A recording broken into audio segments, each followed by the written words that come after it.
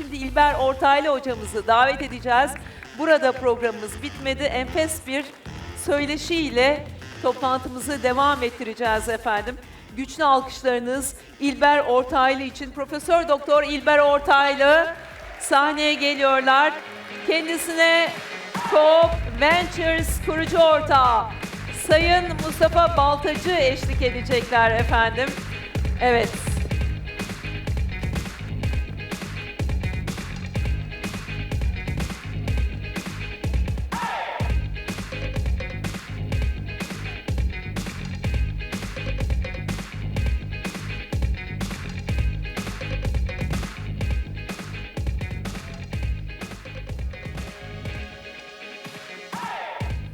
Efendim hoş geldiniz. Merhaba, nasılsınız? Ne güzel bir kez daha sizi görmek. Lütfen buyurunuz efendim. Welcome, how are you? It's great being able to see you here. So, after such a long day, we will have the chance to have a look at our financial history. And for this great talk, I'm giving the floor to Mr. Mustafa and İlber Ortaylı. Welcome. May I make a quick announcement because we may have foreign visitors? Please kindly step outside and pick up your headphones for proper translation. And thank you very much for your understanding. Well, thank you very much for your participation, Mr. Professor. We don't really know how to really host you properly. This is a nice venue. It's a theater. I don't know how performances are going here. And municipalities must be also undertaking this effort to address theaters. 200 halls are needed, and they need to be managed in a rotational manner. Maybe these can be rented to theater troupes, or sometimes even subsidies can be provided to theater groups as well, because there are 250 theater troupes, and they're good ones. And the Turkish people don't really have good Turkish language skills, especially girls.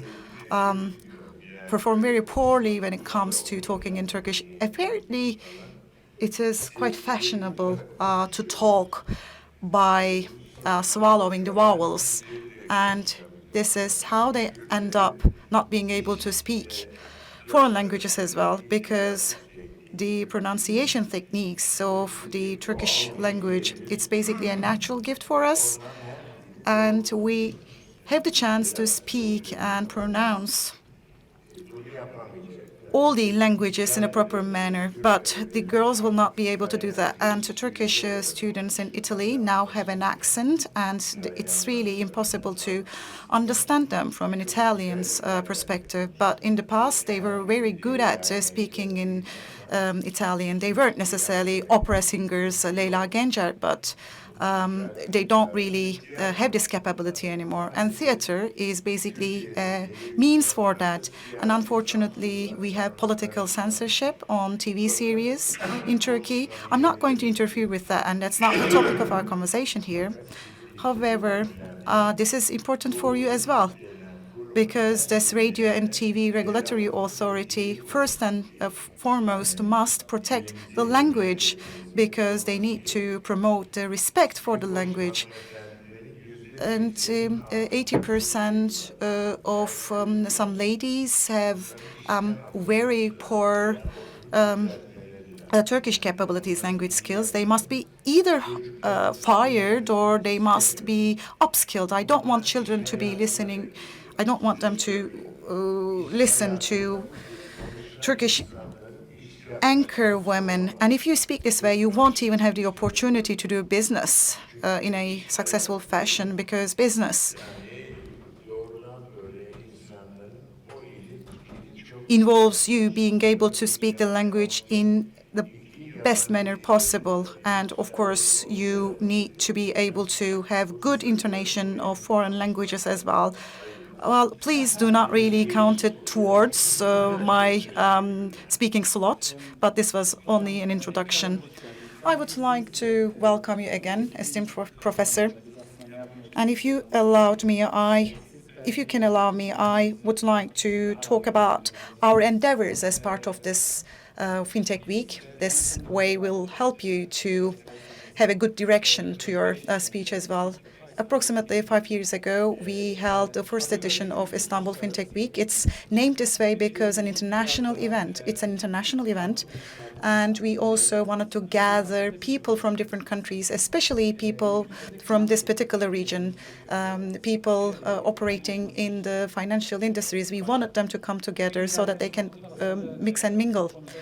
And looking at it from today's perspective, I can see that we've been somewhat successful. And I would like to thank all the representatives of the industry for their valuable participation. But I would also like to thank our esteemed guests who are coming from overseas as well. I would like to thank them for their efforts to be with us. But what we wanted to do when we first set out in this journey was that finance industry and financial services were coming together very closely. And you probably will also talk about that in your speech, but banking and finance are not really in the position that they were some 5 decades ago. Yes, definitely it has a more electronic nature, but it's worse because you need to tackle it well, because you need to understand how things are written there. And Turks have been successful in that, so I'm not going to criticize anyone in that respect. And my generation, when we were at university, it wasn't even in the horizon for us. And when I graduated, and when I continue with the population studies of Hacettepe University, I noticed that the experts of the field were emerging freshly, and Voltron 4 was being used, and COBOR wasn't even being utilized. And Voltron, the name, you wouldn't even be familiar with it, I guess, because that particular coding is now obsolete. But even the name of computer, the translation of computer in Turkish is very well translated, and Turkey was able to train many computer scientists, and we're among the numbered countries in the world in that. Although our population is not as big as India's, we have the capabilities to outperform them, and we have this power, we have this strength. But this is not really finding an echo in the banking industry. The banking industry is unable to utilize competent people, and this is not really finding an echo in the political parties as well. And I'm not going to drop any names here, but all the predictions and the strategies for elections turned out to be wrong, turned out to be inaccurate. So I'm not naming any names here. And these kinds of inaccurate predictions are preventing many people from doing good things. And it is important to make use of technology for the purposes of doing better things, not for simply convenience purposes. Encyclopedias are now uploaded on computers. Britannica, for example, the Encyclopedia for Islam. And people tend to use the scrap information on computers only to evade use of good information like Britannica. So automatically technology will not help us progress. And without any existence of know-how, extensive knowledge in society, you won't even have the chance to improve your talents. Only because you have technology will not really mean that you're going to progress fast. And this has been a very good recap of everything, actually. So if we would really treat it as a shop window, we have two aspects, the shop owner and the customer. And on the side of users, we talk about digitization and Azerbaijan has a very good translation for it as well, rakamsallaşma. Apparently, it's also inspired by Arabic, the translation of digitization in Azerbaijan. But when it comes to user experience, a great transformation has been attained. And in Barclays in London, 10 years ago, you were sending funds and you had to wait for 3 days for it to hit the other bank. But still, it is quite slow. It's rather slow. This is the case for England, that's for sure. But you're quite right. Our banks have basically covered eras, and the transformation that they attained was quite key. And apart from all these immoralities there, even Swiss banks' information networks aren't really working well, despite all the immoral practices that they're engaged in. Small men and small funds and small savings holders see the rather slowness of the system. Yes, when it comes to dealing with funds, the status of which or the sources of which are unknown, they tackle it very well. But when it comes to an ordinary citizen transferring funds and the moment of information and the exchange of information between different banks, they're not really doing it well. And they have the greatest technologies in their countries. So it also shows me that working in this area, people working in this area, must be treated very respectfully. But this has been the case across the entire world. Math. When we think of math, you tend to think of philosophers in ancient Greek. But using abacus to do equations stemmed from Egyptians. They started working with decimals, and they were dealing great transactions as well. For example, a river overflooding and some territories becoming blurred.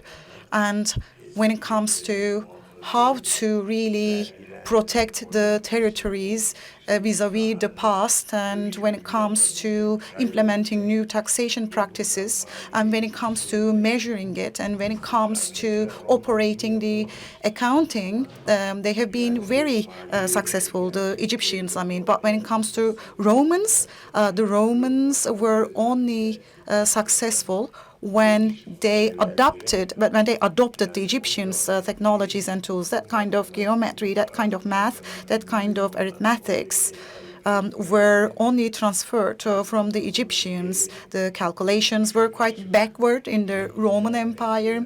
When it comes to Indians, for example, they were using zero.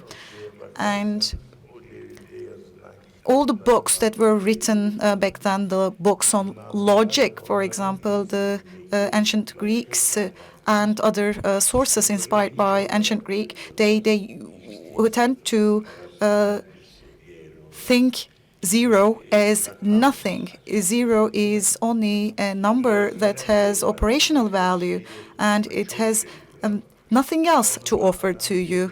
However, with that, they were able to improve and develop algebra, and they also knew how to do operations. For example, they were able to measure and calculate the space.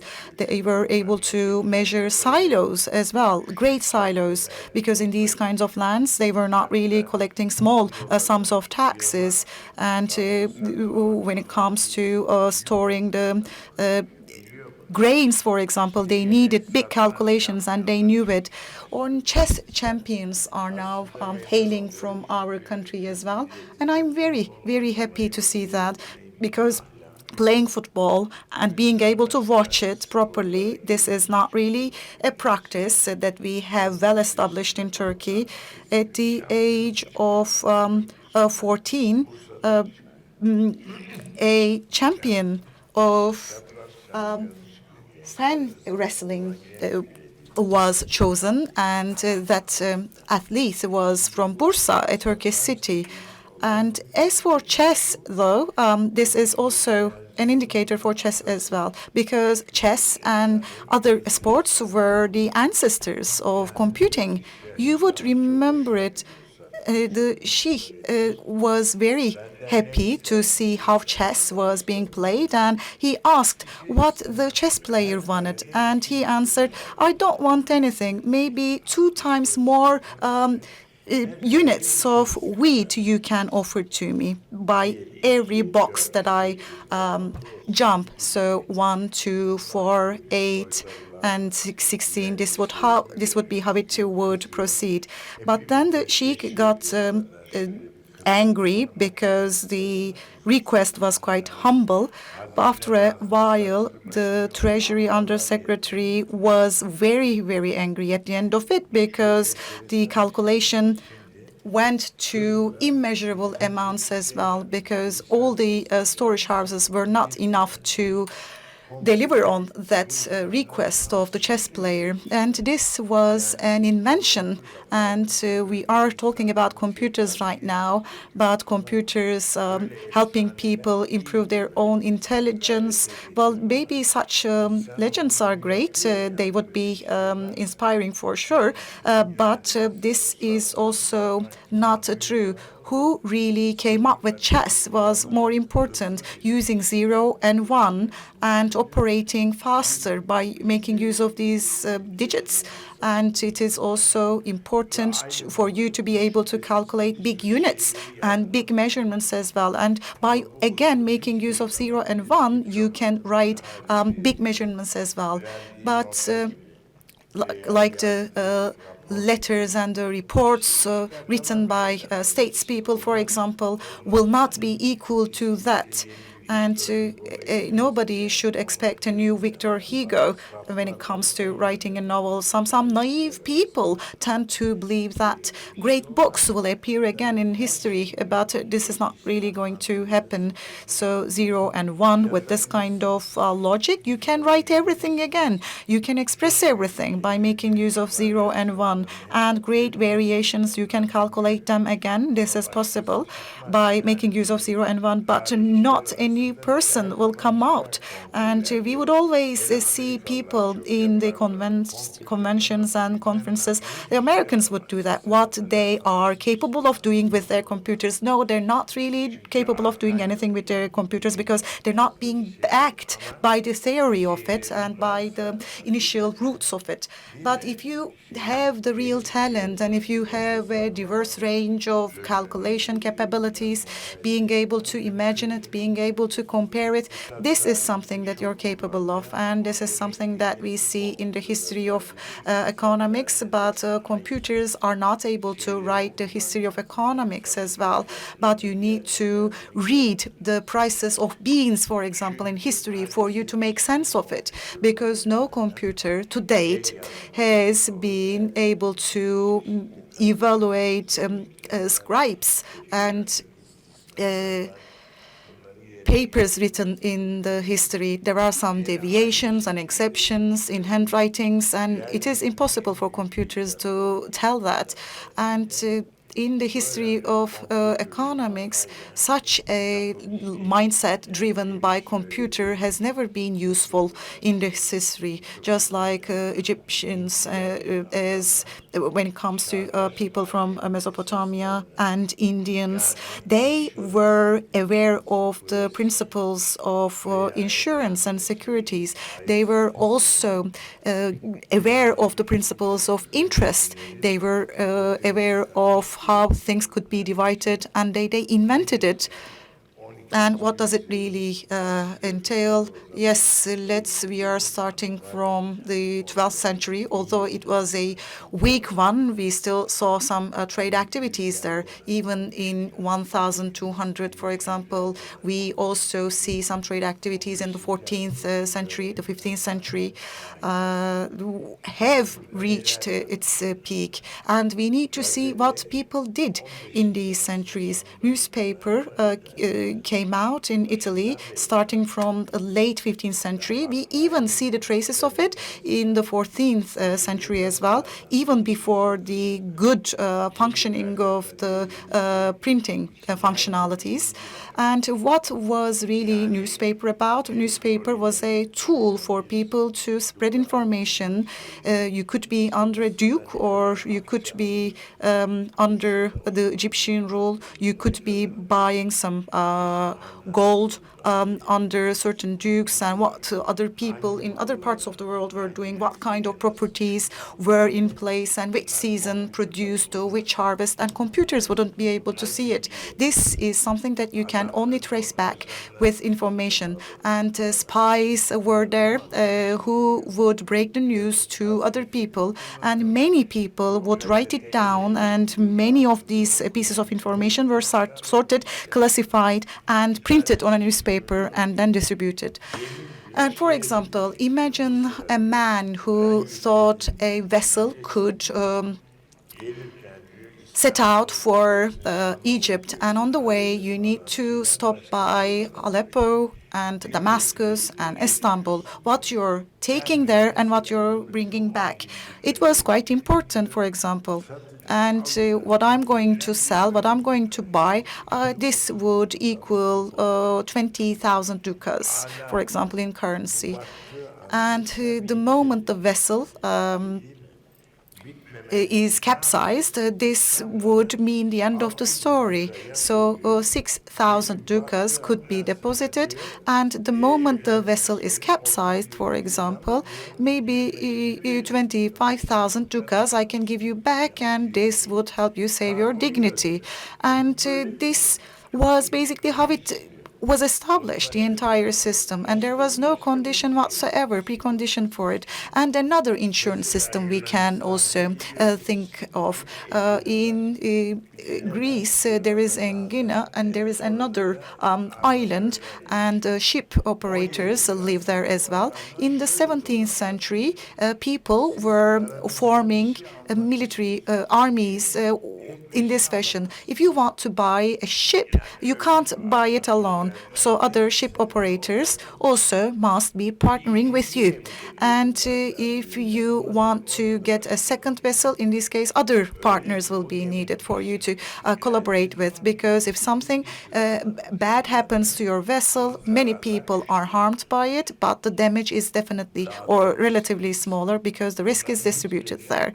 And none of them can be really addressed by computer. This logic is not really established by the computer itself, but you can calculate it in an easier fashion, but it won't really matter much if you do math with Greek numbers on computer. And this is a system. We are talking about a financial system here, and there is something underlying it, and accounting processes, for example, and for everything you need to think about double bookkeeping, and this is still being utilized, and you are using the assistance of computers as well, but computers didn't invent it. Who invented it? It wasn't even tradespeople. It was French popes who came it, like Franciscan priests invented it. This was the way that they invented it. It was basically outside the capitalistic operations and this kind of a mindset. And the famous banker of the German world in the 16th century would send his staff to Venice so that they could learn how to do accounting. And this is how it all improved, how it all was established and strengthened. And there were states that were unable to do that, but there were also states that were able to do that. When we look at the financial calculations and agricultural revenues of the Ottoman Empire and all the different taxes implemented in the Ottoman Empire, we look at the calculations of that. And the professors in Turkey wanted to understand the underlying logic with the computers. But the system is already developed, and we have great sums of money to deal with while studying the history of the Ottoman Empire, and this could show you your way. And the same system was operated in the banking world as well. But the banking world didn't really develop itself by only making use of computers. From my perspective, here's how I see things. When we think of banking, all the way starting from Siena banks, the models have not really changed that much. When we think of money there and then, when we look at the basic functions, be it money or, for example, in Chinese times, the invention of money, as you know, when was money used in a mobile way? So from exchange, we moved on to money. And money does not have an intrinsic value as a mining product. Don't think of gold or silver. They're not exchangeable. So if you pay attention to it, around itself, there are certain equivalent mining products. Like, for example, you have copper. That's worthless. But where does the value come from? It's fictive. It becomes valuable with a certain computational outcome. Like, for example, when you think of Lydian coins and when you weigh golden coins and silver coins, it's not that gold coin is equivalent to silver coin, but there are other equivalent materials to gold. They are relative values, like a check, for instance. As long as you can do that, it turns into a transaction. But if you cannot take it back, then it doesn't work. So money can be found anywhere in the world. Archaeology might not know it now, but in far India or in Mesopotamia, things might be appearing. But when you think of China, you have silver rods, not gold, silver rods. So it points out to the fact that it's a relative value based on a certain computation, based on a certain calculation.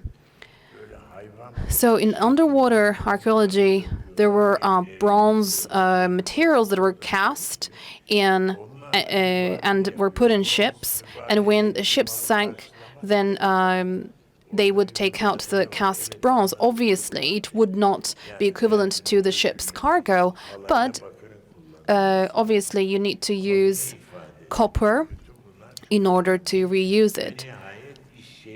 But then, at the end of the day, it all comes down to the Italian bankers. When you think of the banco, the word Italian, it's the goldsmith coming up with equivalent materials to turn things into transactions. And now we have the Czech economy, and then the rest is history.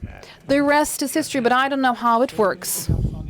I can't really bring myself to understanding. What you say really matters a lot, Mr. Professor, because money has two important values. So it has an exchange value, but it also has a reserve value. So we can refer to the gold standard, for instance, or maybe the methods that change with Nixon, with the reputational value.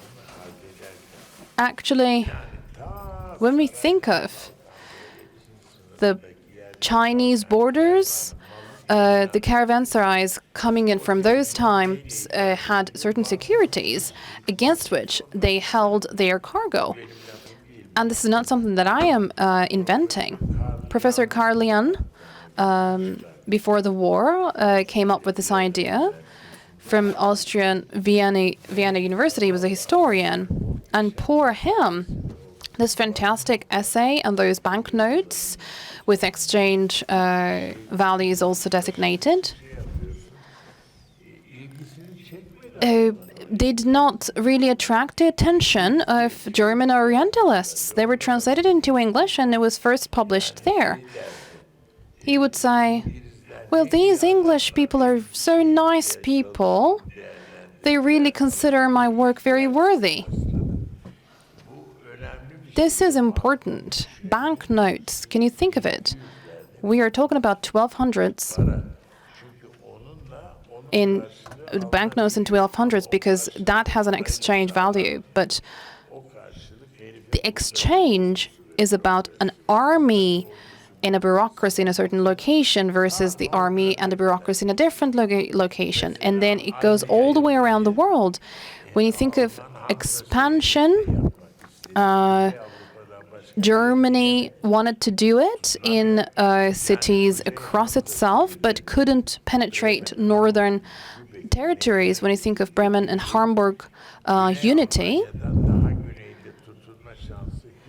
it had no chances of going further below German territories, had no chance penetrating into Italy, and in Russia, it can only go to northern parts of Russia and only go to London in England. So the main members focus on just a specific area. There is no mogul organization, so otherwise you can't really take on with the transactions. Talking a little bit about today, if you will. The core of money hasn't changed that much. We use it pretty much the same way we did 2,000 years ago. The way banking was functioning in Siena all those years ago is not too different from what we have today. It might have digitalized, it might have turned into SWIFT operations, and obviously transatlantic cables were built in 1870s, and not only communication but money transfers between continents were enabled in 1870s. So we do have speeding that's coming up, but the core of the business doesn't change. Insurance is similar. When we think of capital markets, although it looks a little bit like charlatans' work at the outset,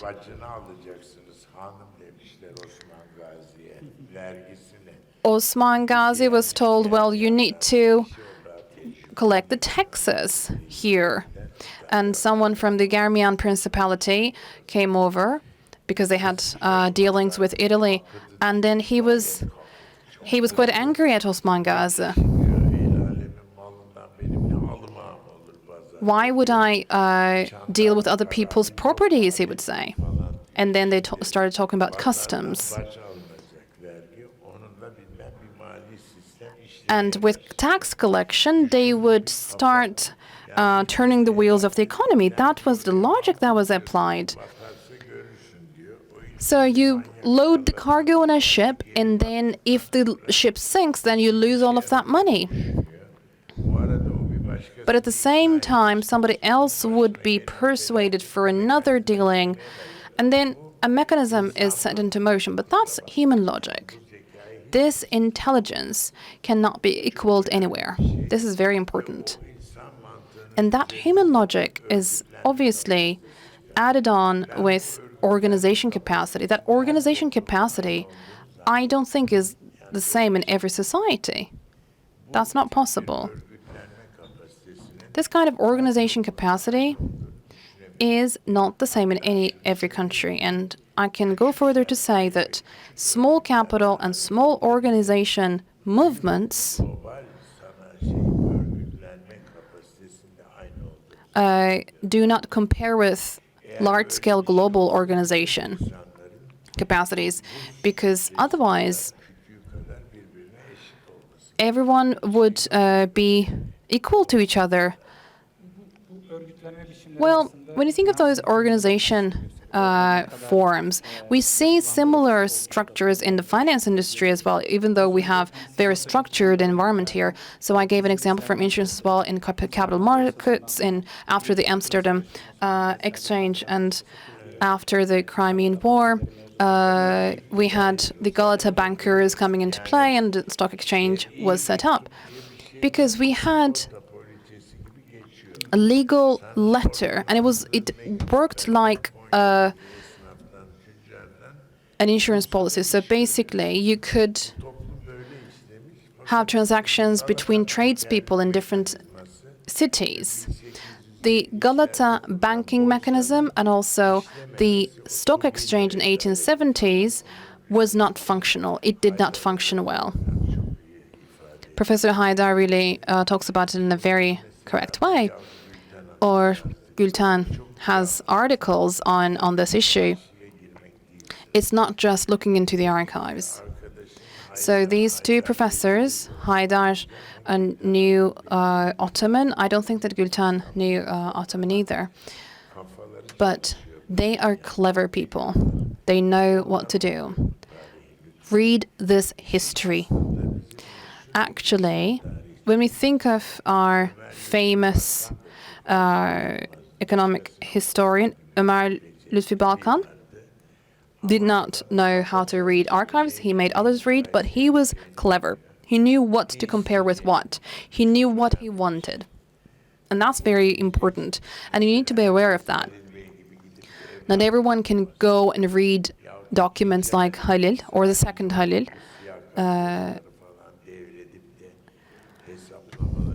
They would not be the same in terms of calculating the data out there. They work differently. Unfortunately, in business world and in finance, it's similar. Everyone is a business person. Everyone is a finance expert. But actually, that's not true. You cannot be these experts. Sometimes financial experts cannot be business people either, because they wear different shoes. They view the world differently. That's why financial civil servants are important people. Everyone can go fight, but regular fighting is in the realm of the army, because you need organization and training. So when you think of, for example, legal applications, and the law has logic, and we need to also be trained on that. Lots of nations came and went throughout history. They had legal systems in Mesopotamia, for example, when you think of the Hammurabi laws, for instance. In Greece, you had the Solon laws. Obviously, they had laws in place for their countries, but why do we talk about Roman law above everything else? They don't have a school for law. The first law school was set up in Istanbul, in Eastern Roman Empire. Why? Just like this, they captured the logic of law, the principles. They gave thought to what things should be and what there is. And business operations are similar. You need to be able to predict what's going to happen and when. And when we think of so high volumes that we have today, nobody can make calculations with pens and paper. So techniques develop, and we don't just do 4 mathematical transactions. With that, you can explain a lot. You can use manual labor too. But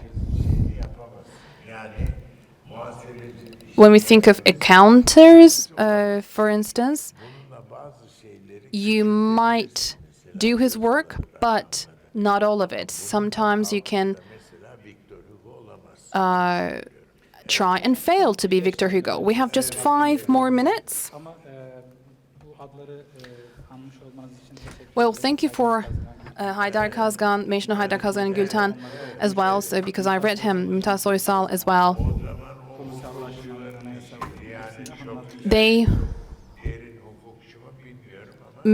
He may not be a very deep scholar of law, but he also contributed.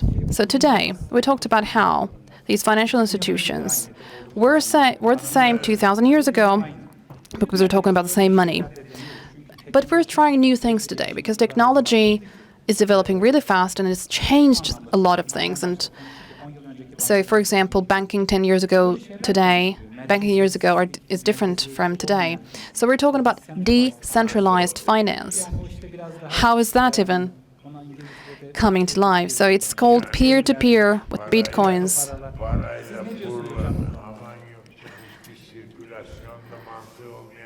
It is illogical.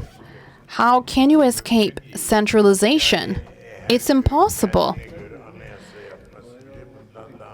「 It would be more logical for every village to come up with their own constitution. 」 But every village has its own constitution. 「 It would be more logical for every village to come up with their own constitution. 」 It would be more logical for every village to come up with their own constitution. 「 It would be more logical for every village to come up with their own constitution. because we're talking about circulation. So I pay something to you right now that could, for example, help fix the roof of my house in Bodrum, and you can take it to Greece. But what kind of a centralization are you talking about? Because all of our transactions, all of our values should be centralized. But of course, that comes along with law. I don't like these kinds of words, these buzzwords. They only help to confuse people, and it helps deceive people. I don't like centralization. But without centralization, you cannot apply law or do anything else. What matters is to make sure that centralization acts as something that's not abusive. What's essential should remain the same. Serving humans, buying, selling, and gaining, and also taking into consideration the fact that they might go bankrupt, because human beings do not only make money, they also go bankrupt. We don't have standards even to the level of animals. They have better standards, animals. Actually, an animal can better predict their lifespans, but humankind is actually a shameful being, because some human beings do nothing and they just rot, but others do a lot. So you can't just do away with centralization. In 1929, Germany, in about 27, 29, you can't, just like they did, you can't print money in every village and try to expect financial outcomes. The disaster comes out for Germany and the US. Both the winners and losers sank together. The gold system is destroyed. No, gold stays the same. The Austrian Empire collapsed, but the gold remained in the registers. The English gold still remained. But why did it collapse? Because its reputational value was lost. Why? As you know, in Vienna, you can see it in postcards pre-war.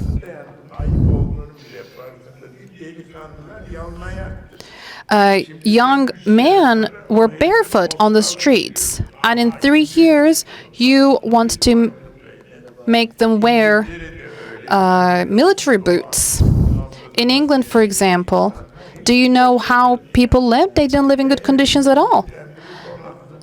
And now you just want to dress those people fancy clothes. It's all about the reputational value of gold dropping. And with law, you can make payments in the army, but outside the army, poverty begins. And after the war, suffering and hunger spreads everywhere. All those Spanish flus and everything, those diseases that killed more people than wars started like that. Or, for example, rabies and other things.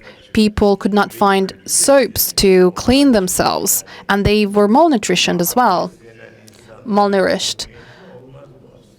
For people that are well nourished, you don't see such diseases. So this shows you that the same gold does not have the same reputational value. It's quite clear, isn't it? Because yes, we're talking about an asset that cannot be defined, that a base value is not defined in the finance terms either. Thank you so much for coming. Thank you very much to Professor Dr. İlber Ortaylı. Thank you, Mustafa Baltacı, for this very fun conversation. Thank you. You've joined us and contributed value to us. It was a long and tiring day. We're going to have fun with a cocktail in the lobby area.